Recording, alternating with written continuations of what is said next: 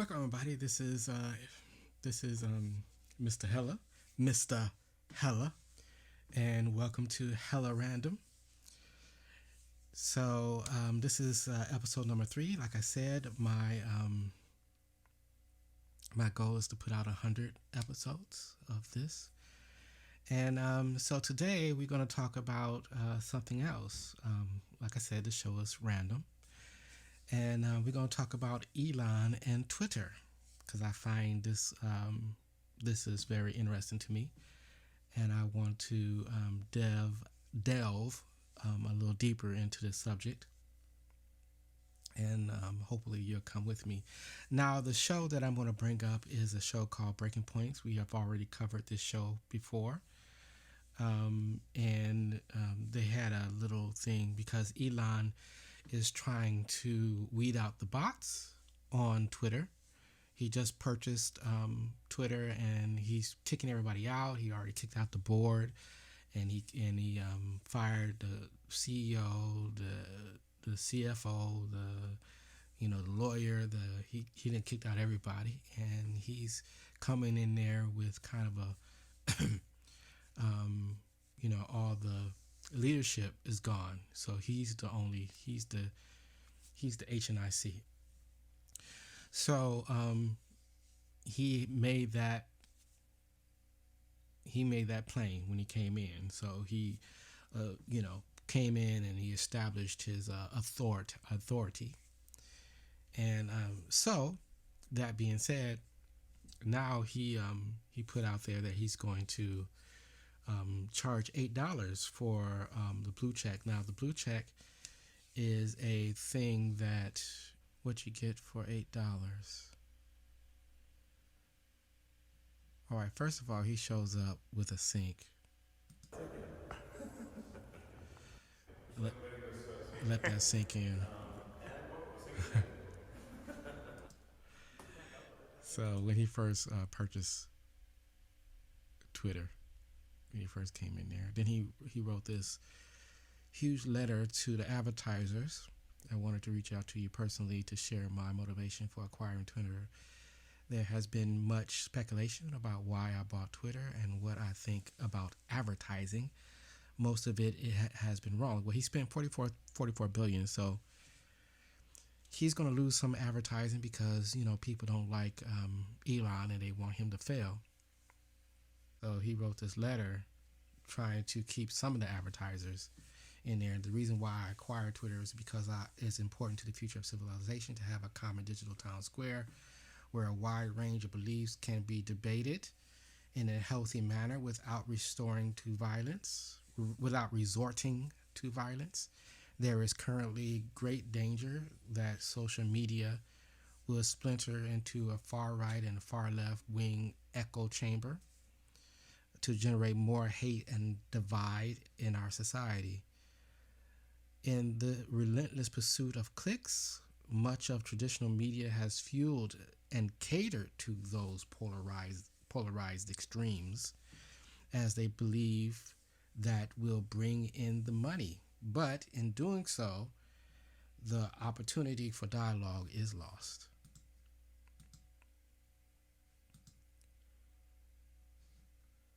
I also very much believe that advertising, when done right, can delight, entertain, and inform you. It can show you a service or a product or medical treatment that you never knew existed, but is right for you. So for this to be true, it is essential to show Twitter users advertising that is as relevant as possible to their needs. Low relevancy ads are spam, but high relevant ads are actual content. Fundamentally, Twitter aspires to be the most respected advertising platform in the world that strengthens your brand and grows your enterprise. To everyone who has partnered with us, I thank you. Let us build something extraordinary together.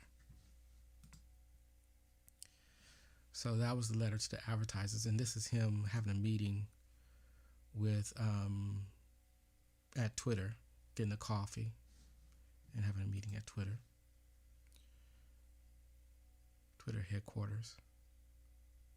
More rockets, rockets, rockets. So I'm trying to get to the point where he started pissing people off. Well, he pissing people off anyway because he bought Twitter.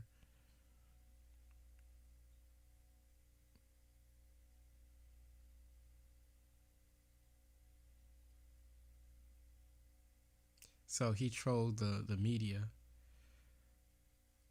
and he hired some people to go out there and pretend to be laid off by him. So they go there. They fired the entire team of Twitter data engineers as laid off employees. So he trolled the media really bad because they cover everything that Elon does.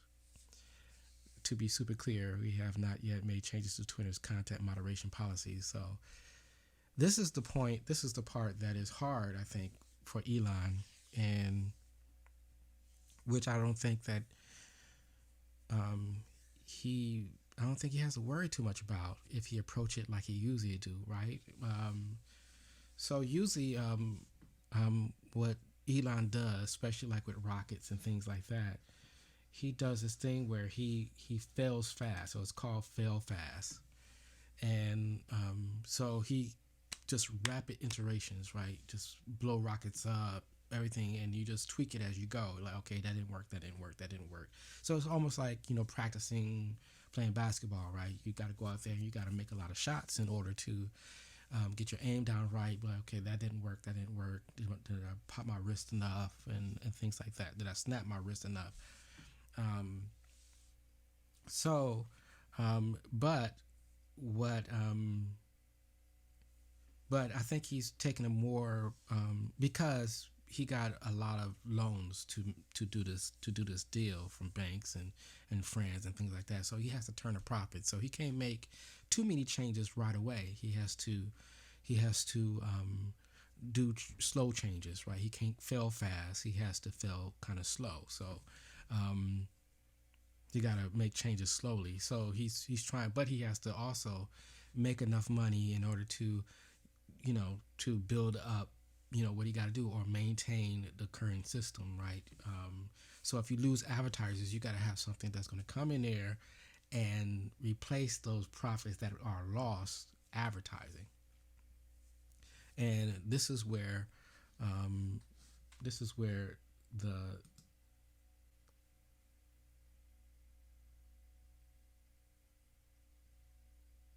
and then he messed up because I think that Elon he bought Twitter because he loves Twitter, right? He likes Twitter. He's on Twitter a lot. I'm pretty sure he only used Twitter like when he's on a break, right? He's taking a car or he's on an airplane or he's doing something like that. He's not really using Twitter to, it's his release valve. So he want to not only own Twitter, but he wants to, like Tesla, right? He not only want to make cars, but he also want to drive the car. So he not only do he want to own Twitter, like most CEOs do, like they own like a grocery store or something like that. So they might not shop at that grocery store. So they might go to a different grocery store, a more high-end grocery store, like Safeway. Safeway CEO might not shop at Safeway. He might shop somewhere else. But Elon's different. He only invests in his own company. He only invests in his own company. He only invests in, he don't have outside investors. He don't have offshore accounts. He don't have any of that. Matter of fact, he don't even have a house. He don't have a mansion. He don't own an island or none of his nature. He's the richest man in the world. He don't have none of that, right? He lives in a little small house. And then when he goes places, he stays in people's houses and things like that. So he's a very kind of odd billionaire. And he don't really, other than creating cool stuff, right? He builds rockets, cars, Neuralink, the Boring Company, things like that. So, things like that. So, so everybody's asking him because he just got into this position, and everybody's already asking for changes, right? He just got in the door. It's like you just come home and you're about to take off your coat, and everybody's like, "Hey, when you gonna?" So he put out this: "If I had $1 every time somebody asked me about Trump." If I had a if I had a if I had a dollar if I had a dollar for every time someone asked me if Trump is coming back onto this platform, Twitter would be minting money. Um, so yeah, so there's a lot of stuff going on. So this is Halloween. Halloween just passed, and he got the Dorch dog for Dogecoin, and the Twitter with a Twitter T-shirt on and a Twitter pumpkin. All right, that's his Twitter outfit. I don't know what that is. Is that a that's his mom on the right. I don't know. Maybe that's his sister on the left. So they both cyberpunking. And who is he supposed to be? I wonder. But it's very custom made. He went all out on that suit. All right. So we had a launch of the Falcon Heavy, the successful landing of the two rockets, which is cool. And so this is where all the stuff started, right here.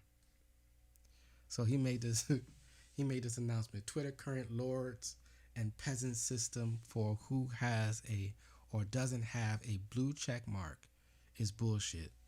Power to the people, blue for $8 a month. Okay? So when he announced this, all of Twitter just went nuts. Everybody was like, what the fuck? For some reason, blue checks are very powerful on Twitter, right? You have a blue check, and it both to signify that you are a real person, right? And so you have this status on Twitter because you have this blue check. I don't know why that is. So there is a product on Twitter that's called Twitter Blue already. If I can find it. No, it's in. Oh. Let me go back and more. So Twitter Blue, right? So Twitter Blue right here. You can. Oh, they changed it already. It was $5 up here. Exclusive benefits, a better news reading experience, early access to select new features, learn more.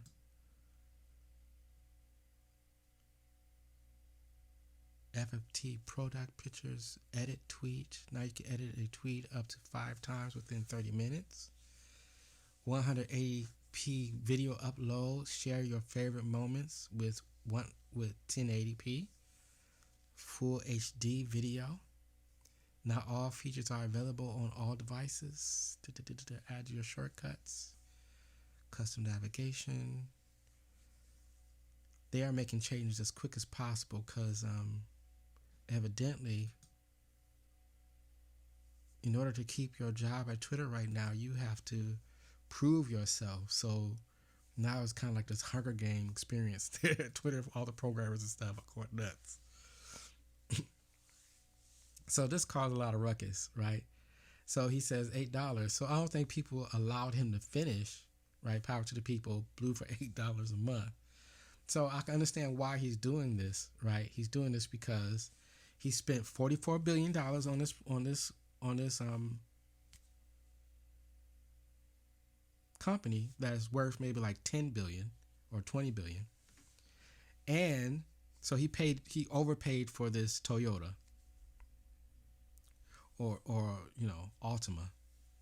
And so now he's trying to make money on it, right? He's like, okay, I got to get some money back because I owe money. So he's in debt because the company Twitter's in debt because he took out money to buy Twitter. So he had to try to prove to the people, the stakeholders, he took the company private, but he still has stakeholders. So he has to prove to them that, it's going to make money. So now he said, okay, well, we're going to charge people for a blue check, and the blue check is a, for Twitter Blue. I guess he should have said Twitter Blue. All power to the people, Twitter Blue for $8 a month, right? And what you get all these features. So this is the features that he's proposing right here. So price adjusted by company proportionate to purchasing power, power part, parody. You will also get priority in replies, mentions, and searches, which is essential to defeat spam or scam. Ability to post long video and audio, half as many ads, because you can't get rid of all the ads right away because they pay the rent. So he has to have advertising. That's why the first message he sent out was to the advertisers. He wanted them to stay on the platform. But he believes in free speech, so he's trying to make a delicate balance of it. So my thing is that, so everybody goes crazy because of this, and then he gets into this huge debate with AOC because she was like, we get this thing for free. I bring value to this site. It reminds me of the poets back in the day when I'm somebody. You should Google me because I'm somebody, and that's what she sounded like. Like, I'm somebody. You can't charge me $8 a month. I bring stuff. I lift you up, right? And Elon was like, he's like, you're free to complain all you want. Just pay $8, And so that was really funny. So that brings us to our video. Right, we have a video here for. I guess I should go back here. All right. So that brings us to our video here. So they talking about this whole thing. Let's go ahead and put this up there on the screen. Elon Musk making some big moves over at Twitter. Let's go ahead and put this up there. And Elon is saying that the $8 a month check system is fully going to be instituted. He tweets, Twitter's current lords and peasants system for who has or who doesn't have a blue check mark is bullshit. Power to the people, blue for $8 a month. Price adjusted by country proportionate to purchasing power parity. You will also get priority in replies, mentions, and search, which is essential to defeat spam and scam. Ability to post long video and audio. Half as many ads. Paywall bypass for publishers willing to work with us. This will give Twitter a revenue stream to reward content creators. There will be a secondary tag below the name for someone who is a public figure, which is already the case for politicians. So let's go and put the next one, which is up there on the screen as well, just to continue reading from what Elon is saying. At the same time, on the content moderation front, and this is where I'm starting to get a little dubious about what's happening, he says, I've been talking to civil society leaders like Jonathan Greenblatt over at the ADL, Yael Eisenstadt also at the ADL, some quote-unquote civil society leaders. Anytime I hear that term, I'm like, these sound like very fake jobs. And if you look at the rest of the people who are charged there, you include people from the George W. Bush Presidential Library and other quote-unquote democracy experts. Okay. So I'm just going to go ahead and be pretty dubious of whatever the hell that group is. And look, I've already said why I don't think $8 a month for a blue check mark makes any sense. I have no and the irony is I'm not one of those people who thinks Twitter should be free. I think people should have to pay, but a hell of a lot more than $8 a month relative to the amount of followers. I've laid all that out, and apparently they are looking into that. However, let's put even that aside because I don't even think it really matters. They're trying to frame it as a populist thing. We'll see. I mean, I'm curious to see how many people will actually pay for it. I just don't know really how many people are going to pay for it because I'm actually curious. What do you think? Well, I mean, you look at I think it's analogous to our business where we have close to 900,000 YouTube subscribers, and definitely not close to that in terms of paid premium subscribers. Yes. So there was a poll that was done that there were 10% of blue checks who said they would pay to have their blue check. And that's probably the high watermark because it's very different to tell a pollster, in theory, I guess I pay for it. It's another thing to get out your credit card, put it in, and, then your credit card number gets lost and gets changed. It's a totally different thing to then actually go and do the work to pay that $8 a month. So there's two metrics here with the blue check plan. Number one, is it a good business idea? And number two, is a good idea in terms of the free speech goals that we were told were at the core of Elon's takeover of Twitter here. I think it fails on both counts. I could be wrong on the business side, but when you think about it, first of all, how much... So I'm going to explain her real quick. She is not a Musk fan at all. and and she hides it well though, but she's not really keen on Elon Musk. So she's not really keen on him owning Twitter as well. They think that it should be a utility and things like that. So, and that's all well and good. I think, it does serve a utility function, and it can be a utility, but this is America, and there is no way that something like that's going to happen in America. Maybe if this was Britain or or Europe or somewhere in Europe somewhere, that might happen, but it won't happen here. Not like that, where everything is owned by business. Everything's business first here. But Elon Musk owning Twitter is probably the best thing that we can have right now, because Twitter was owned by was on the stock market and things like that, and was owned had some very, like, the Saudis and people that was invested in, that was like really not not cool.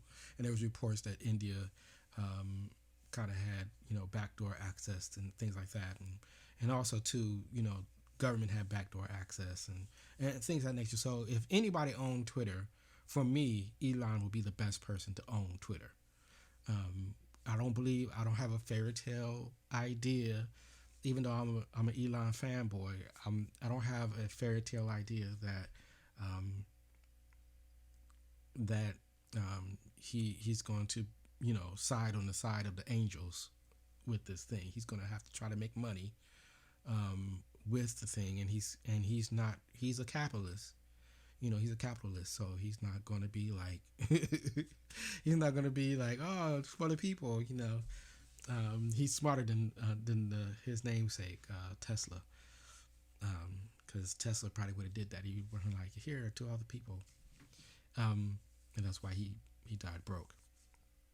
So yeah, we have to work within the system that we live in, and he's a billionaire, so he's in those circles. So he's not really looking for money like everybody else is looking for money. He's not really trying to come up. He already has came up, and so he's already entering in the field or in that situation with a leg up. But still, he has to make money in order to make Twitter profitable, because it has been losing money over these years. And but I'm with Saga on this one. I don't want him to start dealing with these weird Elon Musk has always been a technology guy, and I want to see him use AI, use neural nets. I want him to come out and say, hey, we're gonna revolutionize social media by using neural nets and things like that, and this new technology. Matter of fact, I would love for him to use maybe some using the Twitter app to maybe do like AR things. When you walk around, you can hold your phone up and you can see different things with the Twitter app, that kind of thing. But I would, also with the $8 one, I don't know if I can afford $8 a month, because I'm poor. But I would love to. Another thing I would love to see is maybe like maybe like a green check for people that maybe can do like just to verify that they are a human. I could see why he wants people to pay to verify that they're human, because instead of giving an ID, you could just put your credit card in, and or your payment, whatever wallet thing that you're using, in order to pay for it and keep your anonymity, but also prove, because every number is unique, so you can prove that you are a real person by paying this amount, and it weeds out people that have to keep, it weeds out spam, because they have to keep paying that $8. Or for me, I would like to see maybe like a lower, like a green check, where $1 a year to verify that you're a human being, and pay that yearly price, like a $1 check, and you just spend that $1 to verify that you're human, to stay on the platform. Um, but I see. But he says you can still be on there for free. So I'm on Twitter right now. I wasn't on Twitter for a while, but since he took it over, I want to see all the changes he makes. So I'm gonna try to keep you guys up to date on my end, that kind of thing. So we will see. We will see what is going to happen with that. Yeah. So much money is this really going to raise? What do we find? There's like 390,000 active Yeah, so I blue did check. the math. So If that's 10%, it's only 3.8 million a year. That's Yeah, nothing. Right. It's nothing. That is a drop in the bucket. I wouldn't say that's nothing, right? Million, like 300 million, 3 million, whatever. I would say that that's enough to keep your server farm running well. He got servers he has to maintain. He has engineers that has to maintain those servers. And if you want to do anything innovative, you got to have R&D money. I don't know. Okay. Meanwhile, we know the big problem with Twitter that Elon was pointing to too, by the way, before this deal closed, is the fact that many of their most active users, previously most active and largest users, are not using the platform anymore. 90% of the content comes from 10% of the users. Now, are those all blue checks? No, but a disproportionate number of them are. But see, that's again, it's not about users, right? People go onto Facebook.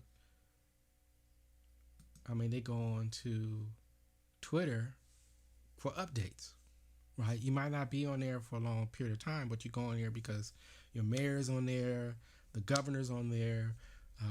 You have everything. Then you have, utilities are on there saying what happened. Or if you want to know what happened, it's easier to go to Twitter to check, like if something went down, if lights went down or power went down. It's easier to go on Twitter to find out what happened than it is to go to the website to find out what happened.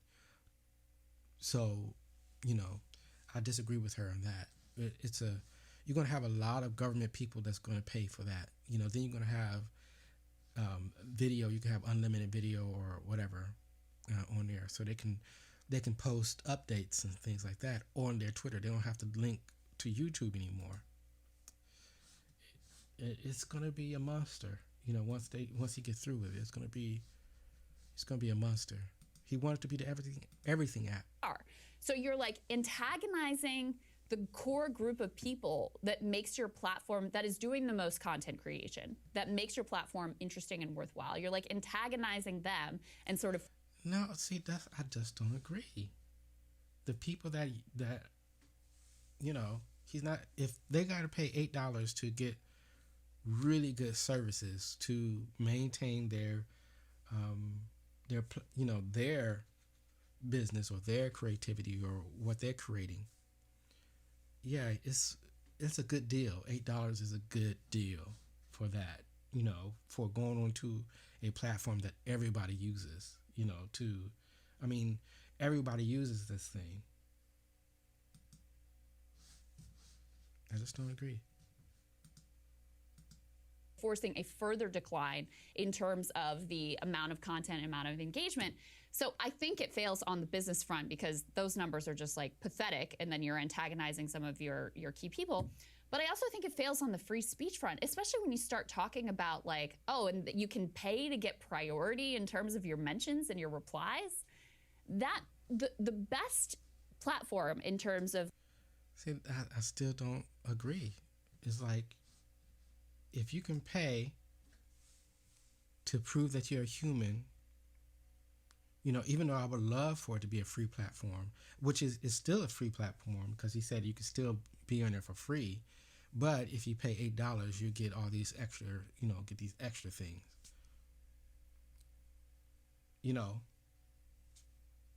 I guess,